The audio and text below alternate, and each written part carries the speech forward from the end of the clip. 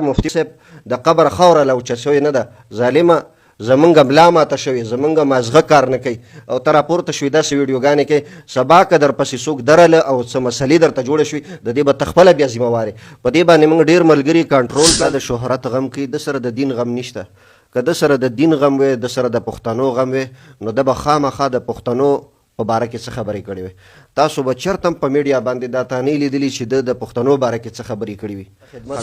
چې چېرته جګړې دي چېرته جاخې دي چېرته مناظرې دي چېرته سپکې سپورې دي دا ټولې د دې سړي د لاسه دي زه د دې سړي نوم اخیستل قدرې نه غواړم دا په ما باندې دومره زیات بد لګي مفتي ندیم صاحب ځان مشهوروي د خپل شهرت دپاره دا خبرې کوي شهرت راغستی دی دا د شهرت غم کوي د سره د دین غم نشته که د سره د دین غم وی د سره د پښتنو غم وی نو د به خامخا د پښتنو په باره کې څه خبرې کړې وي تاسو به چېرته هم په میډیا باندې دا تانې لیدلي چې د پښتنو باره کې څه خبرې کړې وي دی لاړو اکوړي مدرسې له دومره حیثیت چې د یو سړي نه وي چې یو 2 منټه خبرې وله ورکړې وي هلته ناستو خبرې قدرې وله ورنه کړې د ده څه حیثیت شته نه چې د چا څه حیثیت وي نه نو هغه به خامخا غټ خلک یادوي هغې پسې به سپکې خبرې خامخا کوي نو د ده خوله سپکه ده او همیشه یې سپکې خبرې کړي دي دا صرف د شهرت وږی دی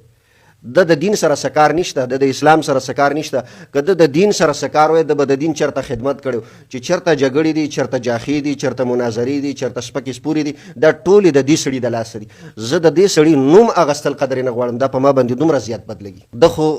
څه وخت مخکې دا چغې په میډیا باندې والي چې یاره ما د مدارسو نه فتوې راجمع کړي دي په هغې کې یوه فتوا د مشهورې مدرسې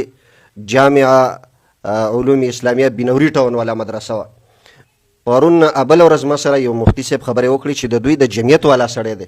پېشتخره کې شمس القمر ټاون کې اوسېږي نوم اخیستل مناسب نه ګڼم هغه را سره په خپله په واټسپ باندې رابطه وکړه او راته وویل چې مفتي ندیم صاحب ځان مشهوروي د خپل شهرت دپاره دا خبرې کوي ما ورته چې د انټرویو کوو د خالي ورځې سبا اتوار په ورځ به د هغې انټرویو هم راشي هغه دا خبره کړې چې زه هغو مولیانو ته چیلنج ورکوم چې څوک وایي چې مفتي منیر شاکر صاحب شهید نه دی وایي چې زه ورسره مناظره کوم خپل جمعیت والا دا خبرې کوي خو دی دا خبرې چې کوي د مفتي صاحب نوم بار بار اخلي دا صرف د خپل شهرت دپاره اخلي دا شمس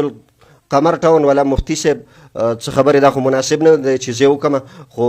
د ډېرو عذر او د مجبوریت په بنا باندې کوم تر دې پورې چې د کم کارونه کړي دي علما داسې کارونه کوي نه